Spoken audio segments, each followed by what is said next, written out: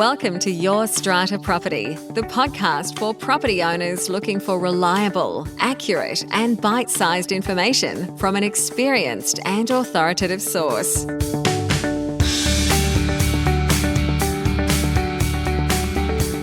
Hello and welcome to this week's podcast episode. I'm your host, Strata lawyer Amanda Farmer, and my guest this week is Tracy Longo. Having transformed strategic plans into workable customer solutions for one of Australia's fastest growing startup businesses responsible for digitising the conveyancing sector, Tracy joined the team at Homes for Homes in 2018.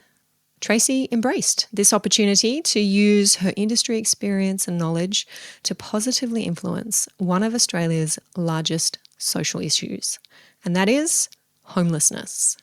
That's what I'm talking about with Tracy today.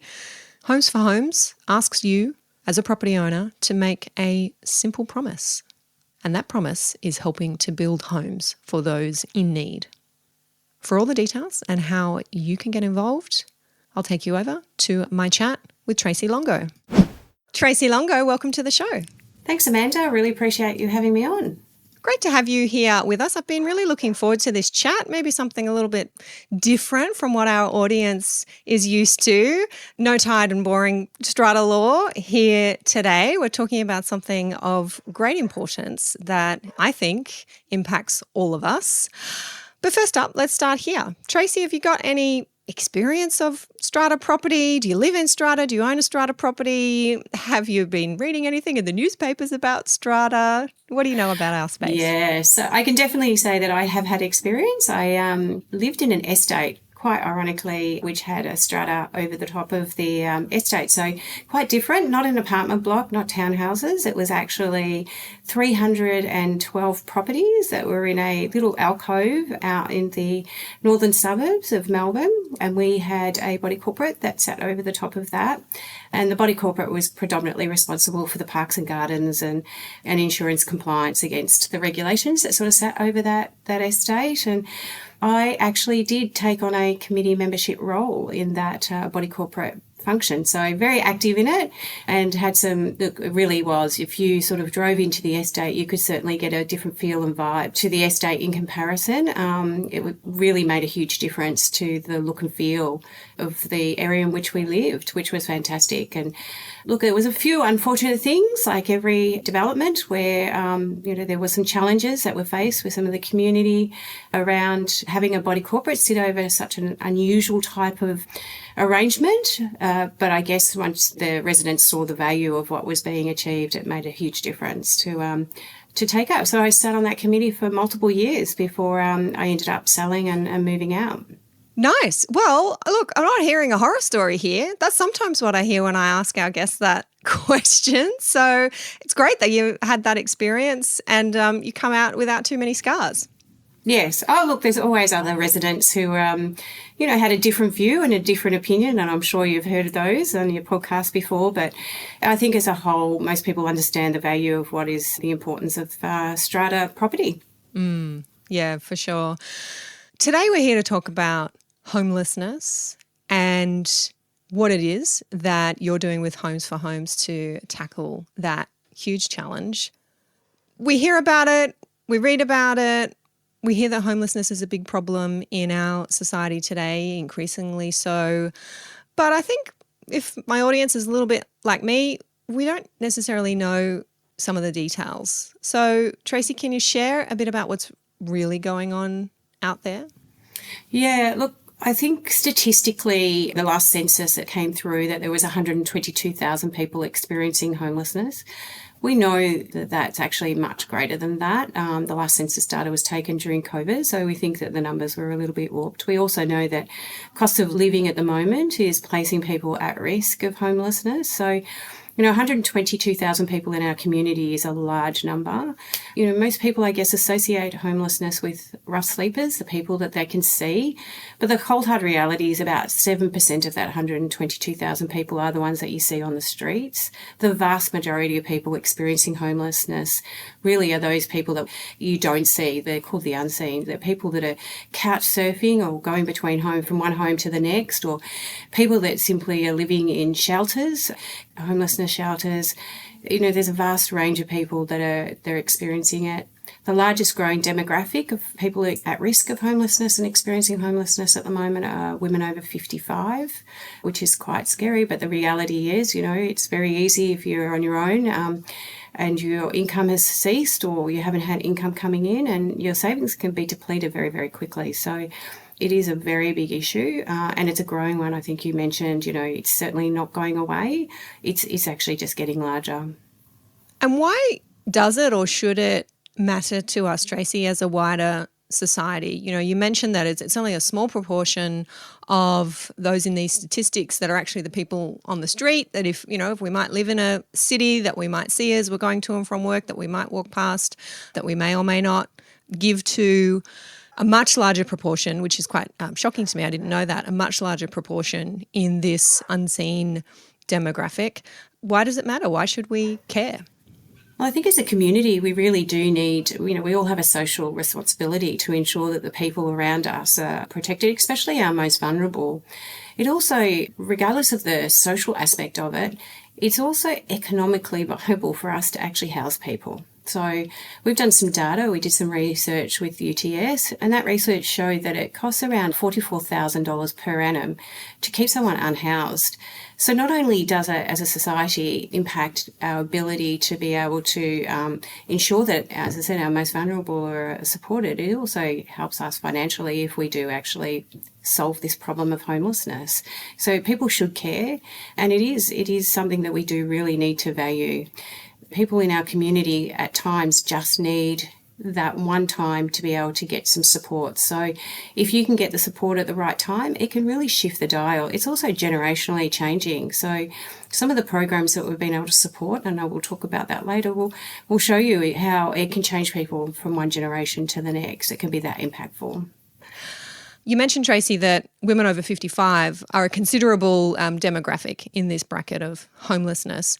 And if we think about women and their place in families, their place as partners, their place as carers, if we don't have that stability for women, then the flow-on effect from that is significant for our communities. So, you're speaking to the generational impacts there of homelessness, and I can see not just from that longer term generational impact, but that more short term. If we don't have women who may be parenting, who may be caring, who may need to be participating in employment so that they can be self-sufficient as they grow older, there are just huge impacts for society as a whole when you have that significant part of our population not able to have proper, safe housing. Absolutely. And again, if you even look at it from the other end of the scale, if you look at youth who are coming out, having access to housing can be life-changing. And for them, the same thing, they're coming into an insecurity or they haven't been able to access. It's very then hard for them to continue through their education, to get employment, to participate just as a community member. And it's the same. So regardless if it's the older generation or the younger generation, housing insecurity plays a big impact in their ability to underpin everything else that happens around them. So for us, we look at it very much from a housing first perspective. If you're able to provide housing for an individual, they often are able to solve and work through some of the other challenges in their lives. Without that housing, it's very hard to then be able to grapple with some of those more complex needs. And it may not just be those complex needs. It might be, as I said, just as simply as, you've depleted your savings and all of a sudden you don't have family around you, you don't have a support network, and where are you left? And so it's really important that we have safety nets for everybody who finds themselves in a position of vulnerability at any time throughout their lifespan. Yep.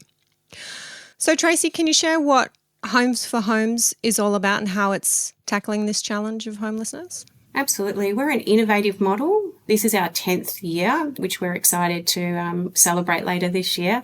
But it is a simple commitment. So anyone who has the ability or the privilege to own their own home can participate in Homes for Homes. It's about using property for purpose. So if you are in the market of going to sell a property in Australia, you can register your home with Homes for Homes, and 0.1% of the sale proceeds, if you register your property, will go to our fund.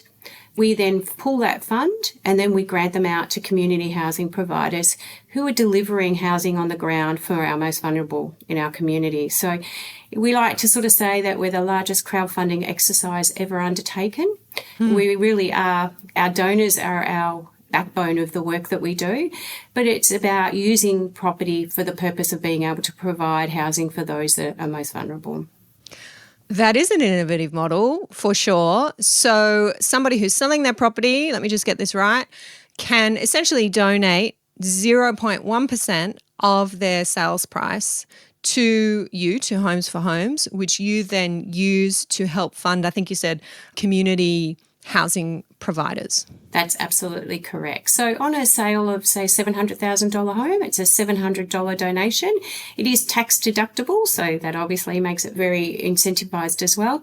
But what it does mean is that at the time you're donating, it's coming from the growth of your asset that you've had over time. So it comes out of the disbursements, just like any other sale proceeds. So if you had to pay your rates or your utilities, Homes for Homes donation would automatically flow into the fund if you were a registered property owner. And those contributions go a long way. We've been able to really make a difference today by supporting over 22 community housing projects, which have housed over 300 people. Now, we know that that's a small percentage of the amount of people that are impacted by homelessness. But again, we're very, this is a new initiative and we've got the ability to scale this. We really want to become just part of the DNA of buying and selling property in Australia so that, every homeowner just makes that small contribution at that time that they're selling their property. Yeah, I love it. It's a really neat connection. Selling a home that you've enjoyed maybe for many years, that you've had the privilege, right, to enjoy, and contributing to provide a home for somebody else so that they too can have that enjoyment. So is this something that a property owner, I think you mentioned they're registered property owners, so do they tell their lawyer or their conveyancer they want to be involved in this? How do they become a registered property owner? Yeah, we would encourage all your listeners to jump onto our website, www.homesforhomes.org.au. We have a little register page on our website, and anybody who is a property owner can jump on there. All we do is collect some information about your property, and then we will send you off what we call a donation deed, which is a form that you fill out that sort of pledges your promise to donate at the time that you sell. We use that then to register. So if you think of somebody who has been an organ donor, you would go on a register. It's exactly what I was thinking. Yeah.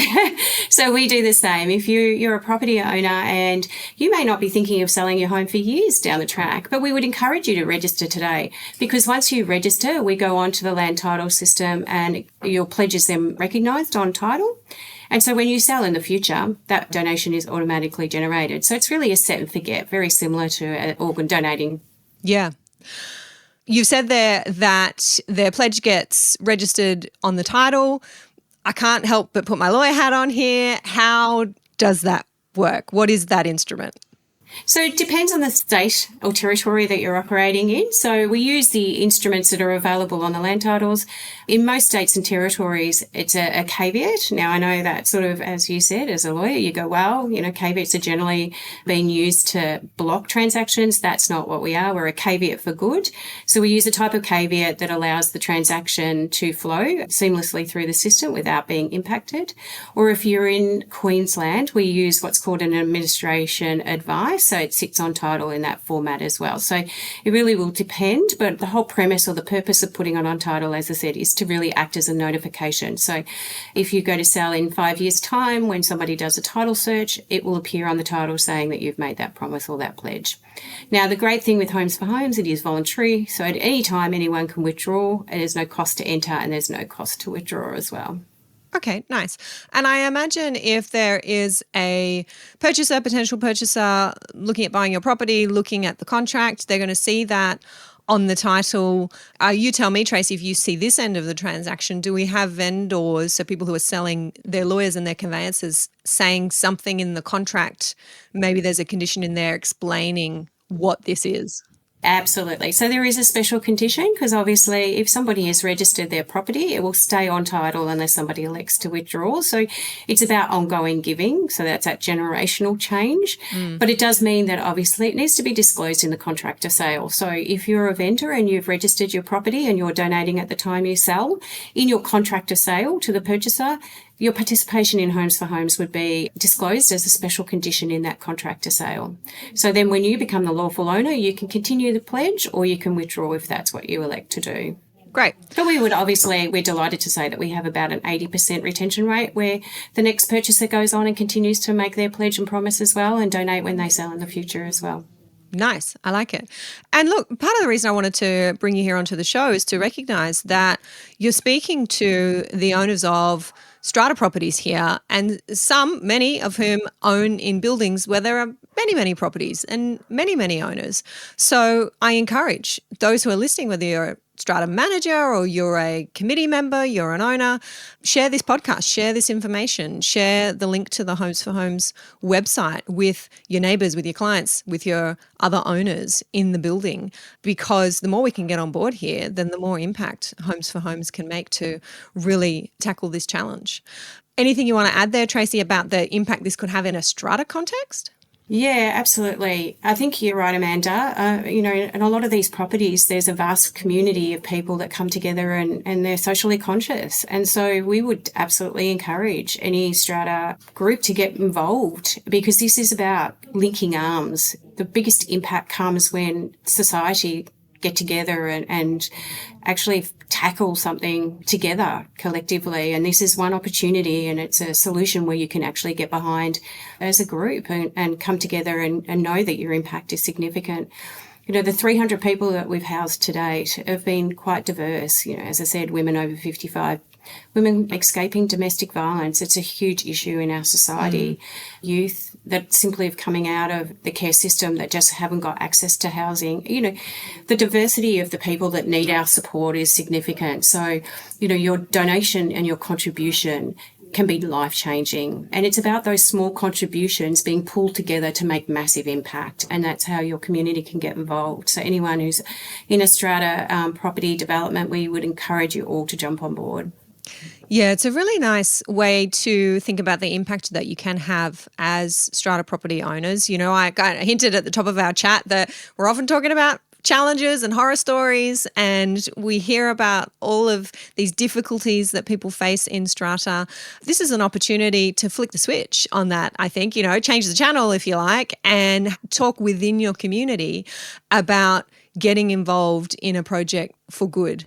And acknowledging that it's not an owner's corporation project per se. We're not registering anything on the title to the common property. This is something that each individual property owner can make an informed decision about, but being able to share this information, to encourage this, to put this on your community Facebook group, to put this in your monthly newsletter that's going out. Strata managers, pop it in your newsletters, letting property owners know that this exists. It wasn't until I was at an event earlier this year and one of your representatives, Tracy, was speaking to the room that I realised that Homes for Homes even exists. And I thought that's such a fantastic idea. I want to make sure that we can spread this far and wide. So strata is a context where we're often putting out fires and dealing with problems and, not this again. I think this is a really nice breath of fresh air, if you like.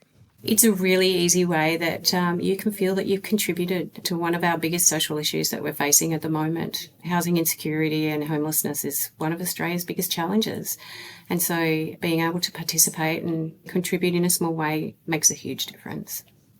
So, Tracy, you've mentioned the excellent work that you've done housing 300 people, and you've said, that's a small proportion, but hey, it is not nothing. It is incredibly significant, and we absolutely want to see that number growing. Do you have any stories that you can share for our audience to really illustrate the power that this kind of work has? Any case studies? Yeah, I think one of my favourite projects that we've been able to contribute some funding towards was one in Melbourne. And I think it just sits at my heartstrings because of, I talked about that generational change and the impact that can have for not just the person that's a recipient of the housing, but for the next generation. So in this particular project, it takes vulnerable mothers who would normally be giving birth in hospital and having those children removed from their care. It actually places those women into a specialised housing program that have complete wraparound supports that come with it. They get access to the housing for 12 months. That can be extended for 2 years. And it gives those women an opportunity to tackle some of the other challenges that are going on in their life. I said sometimes, life does not always dish you up roses. It sometimes does throw some spanners in the works. And for some people, that can mean that they have complex needs. So these women are able to take their bubs with them, and they're really wrapped with big arms around, and they're taught how to become a mum and how to tackle some of those other challenges. And then during that journey, they're also provided, and they work towards getting long-term sustainable housing for mum and bub. So mum and bub stay together.